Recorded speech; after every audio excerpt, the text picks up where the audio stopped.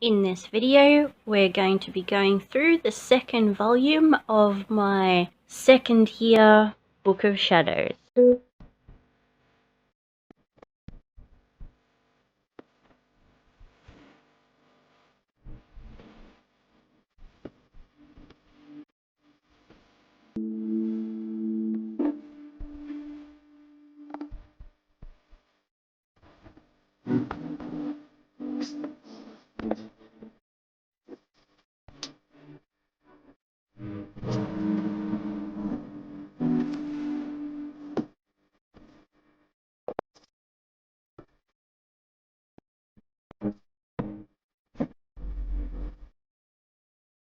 Hello, gorgeous, magical beings.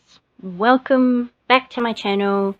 If you've checked out my first video, welcome to this video of my second volume of my second year of the Book of Shadows that I have been recording in and going through, and I have been writing down my journey as a witch. So we've been through the first volume, which is this beautiful golden thread journal here, and if you want to see all the things inside this journal, then check out my first video.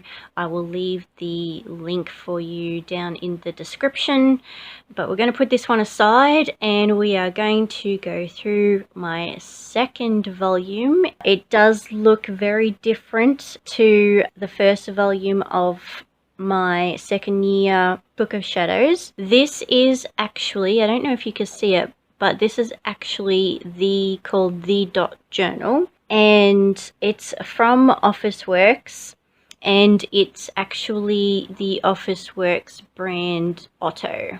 This sticker I got off eBay, and the symbology of what's on this sticker resonated with me 1000%. It has the crescent moon, pentagram, and in the center it's got the trestle. The reason I resonate with this so much is, first of all, the moon. The energy of the moon and lunar magic is one of the reasons I started on my path of witchcraft. From the time I was a young child, I had always been so enchanted by the moon. So I love that part of the sticker. The other is the pentagram, which to me is one of the most identified symbols of witchcraft, and it represents the elements which I work with in my craft. The trestle, although this symbol has a Celtic origin, which I do have ancestry from, but more than that, it was the symbol that kept appearing to my consciousness over and over when I was considering being and calling myself a witch and becoming aligned with the path of witchcraft. It also means to me the triple goddess, and I work with 3 goddesses in my personal practice as well. If you like the sticker and you want to know where I got it from on eBay, just let me know down in the comments, and I can add the link for you down there. So it's just a plain black dot grid journal, and this is the start. So every time I start a new physical Book of Shadows, I always add a book blessing in the beginning as a protection, and usually it's paired with a Book of Shadows title page. Next, I have added the year moon phases calendar, so I didn't have to go back to the first volume for the information, and I have it here to reference. And I've also got a lunar visibility calendar, just like the ones I had in the first volume, for the month. Next is my September new moon in Libra intention. According to the house it was sitting in my chart, which I got the information from Yasmin Boland's book Moonology. This is an oracle card reading that I did with a new deck that I just bought, which was the Sacred Earth Oracle by Tony Carmine, and I recorded the message that I felt the card was giving me, and I stuck in a picture of the card as well. Here I have an October title page, which was a freebie from Deja Druid, who is an oracle card creator, and I love her artwork. This picture is actually one of the cards from her personal power deck, and I have that deck and her self-love deck on my ever-growing lust list of decks I want so bad. Does anybody else have a list nearly as long as time? Mine's enormous. Then another lunar visibility calendar for October, so I can plan out my month of magic in tune with the phases of the moon. And this double page spread of the calendar for October was me experimenting with planning and scheduling out my witchcraft practice in a kind of bullet style format. I also started 2 courses this month. One was a beginner's tarot course, and the other was an oracle club, which was a beginner's oracle course run by Kylie Savage, who is here on YouTube. I actually kept going with the bullet style, and I wanted to start doing a daily magical practice, which I included gratitude, my intention for the day. If I received a message from spirit, then I'd record that, or if I had learnt or read something that was interesting about spirituality or witchcraft, I'd also add that. Affirmations that I was using, or card of the day, and the message from whatever I was using, whether it was tarot or oracle. And I'd find papers that I liked that I thought would go with the theme that I had for the month, and I'd print them and cut them out, write them out, and then stick them in.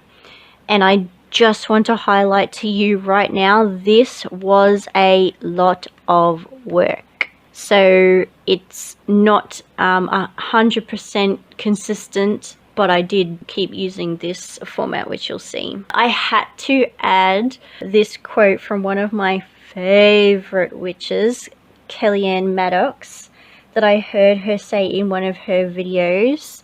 I'm not sure if you can read it, but it says, "The line between the magical and mundane should be as blurry as possible." And I think that's what I was trying to achieve in the month of October around my witchcraft and including a daily magical practice. But this really psychedelic disco looking paper, bright pink, is just, I just had to use it for Kellyanne's quote. Then we move on to the full moon in Aries. These pages are actually from the Moonology diary that I was using that year. Every year since starting my path, I've had a diary, and if you want to see a video of all the diaries that I've used over the last several years, let me know down in the comments. And I have used them as part of my practice. And in my second year, I used the Moonology diary as a guide, especially for my new and full moon rituals. And I would often include the exercises from the diary as part of the rituals. So here you can see there's like a gratitude one here. These pages are a book report that I did on an extremely mundane, non-magical related book called Trees That Call Australia Home. Now I know this seems like a very odd choice of info to add to a Book of Shadows, but just stay with me and I'll explain why. It was because I was looking into tree magic for this year, and I noticed that a lot of the magical books I could get my hands on didn't have, or had a minuscule amount of information on Australian trees. And Australian trees are actually quite, well, they're very unique actually, due to our environment and climate and our land terrain. And although this book obviously didn't have a list of correspondences of our Australian trees, what it did provide was the environmental, cultural, economical and spiritual impact Australian trees had in our country's history, and also forming part of our identity. So this book gave me a lot of the symbolism that our Australian trees have, and that was information that I definitely wanted to use in my spellcraft. So I recorded all of that information in here. And at the end, I finished with a poem by the famous Australian poet Banjo Patterson. And it speaks of the Australian fauna and flora casting its spell on the hearts of those who sit around a campfire. I did do a video on this book and I have added the link below so you can go check it out. Next is a deck blessing, a ritual for when I get a new tarot or oracle deck. And this was written by Kylie Savage. And following on from that is another one of her rituals for opening the channel and connecting to guides before a reading. So I got those both from being in her oracle group. Then I have more pages from the Moonology Diary, this time for the new moon in Scorpio. I found I resonated with Yasmin's new moon intention setting, and of course I tweaked it to bring it more into alignment with my own personal preferences and my own personal witchcraft practice. So here I'm still trying to continue on with the same bullet journaling style of daily magical practice, even though it is a lot of work, but I really wanted to try and see if I could make it a part of my practice. And I think that's definitely one thing that keeping a Book of Shadows has definitely taught me. At the time of recording this, I'm in the 4th year of being a witch, and to this day I am still experimenting with what works best for my personal practice, my life, my needs, and my goals.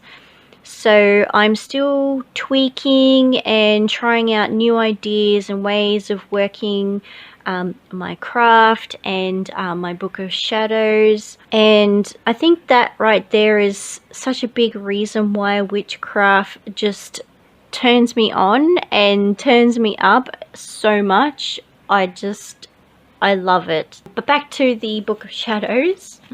The month ends with an oracle card reading that I did, which I'm not going to show you because it's got some personal stuff in it, but that's what I've just stuck in there.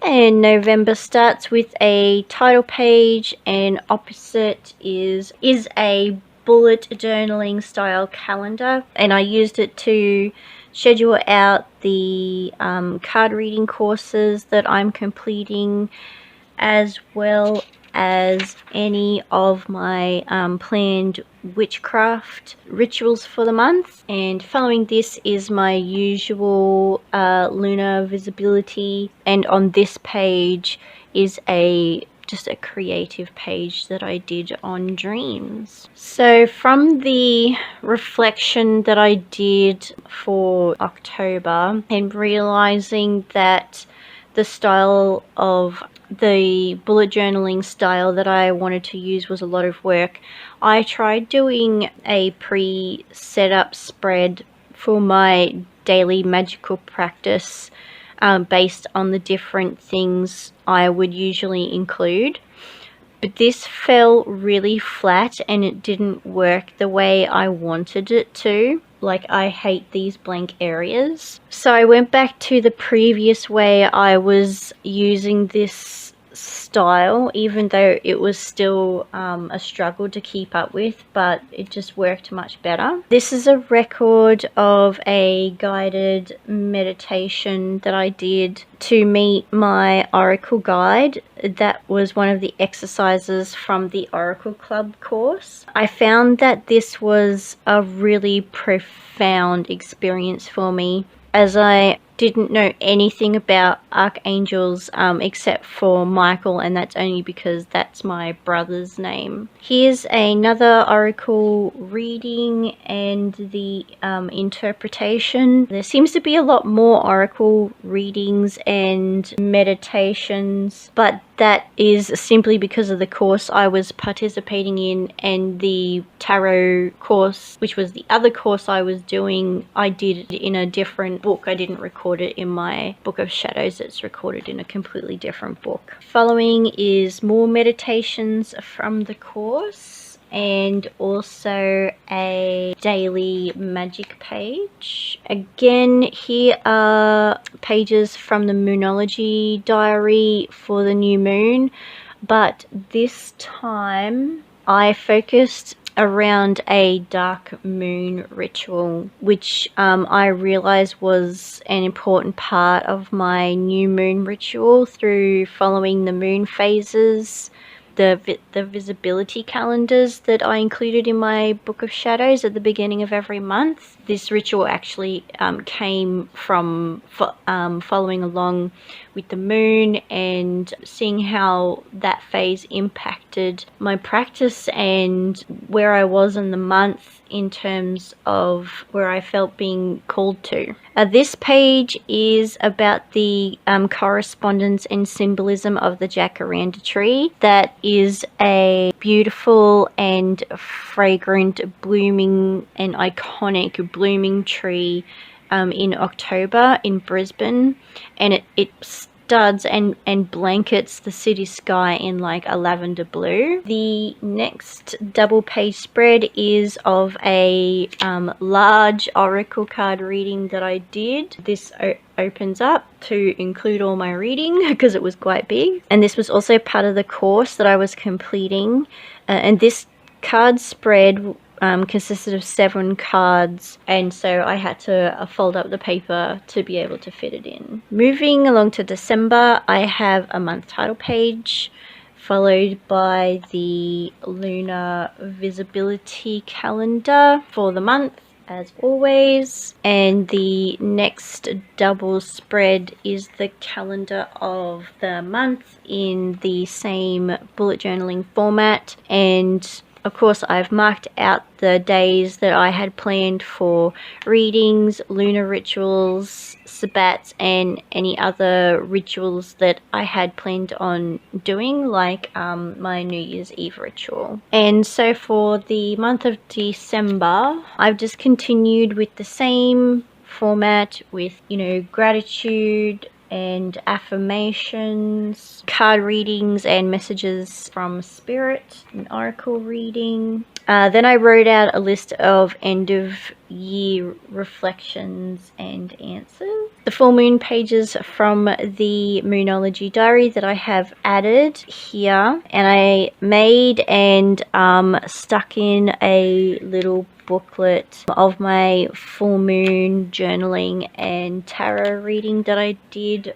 for that full moon in Gemini. This was supposed to be my summer solstice tarot reading that I didn't get around to doing, and I know that this is because my family has our traditional like Christmas on the day of the summer solstice. So with all the holiday celebrations, I just completely ran out of time, and you know, that's okay. It was more important to me to celebrate with my family, which to me is what the summer solstice is all about. Then I continue my end of year reflection questions with my answers. In previous years, I usually do the end of year word of the year pages, but this year I researched and found multiple lists of end of year reflection questions and chose one I felt I resonated with, and that would give me insight on what I had experienced through the year. The last Moonology pages for that year was for a new moon, and also had a list of questions to fill in as part of the new moon ritual, and another decorative page. And then I have followed this with my sun, moon, and rising horoscope for the end of the year. And this simple little page is part of my New Year's Eve rituals of what I was releasing and leaving behind in the year and choosing not to take with me into the next year. And the very last page for the year is a tarot spread for the Christmas period by the Brisbane Tarot School. That's who I did my tarot course through. And then it moves on into the next year. So you can see that this second year for me was quite focused on a lot of lunar energy and exploring this new learning through ritual and readings, which you can see from the beginning of the year where I was trying to find my footing with this new focus, compared to the end of the year where I had a better hold of incorporating lunar rituals into my witchcraft practice. Can you please give this video a like if you also have new and full moon rituals in your practice as well? Can you also subscribe to my channel if you enjoyed any part of this flip through? And I would just like to say thank you so much for spending this time with me while I shared my witchcraft journey of my second year of being a witch. I hope you enjoyed this as much as I did, reflecting on it and seeing how my learning has developed over my second year. And I will see you in the next one. Bye.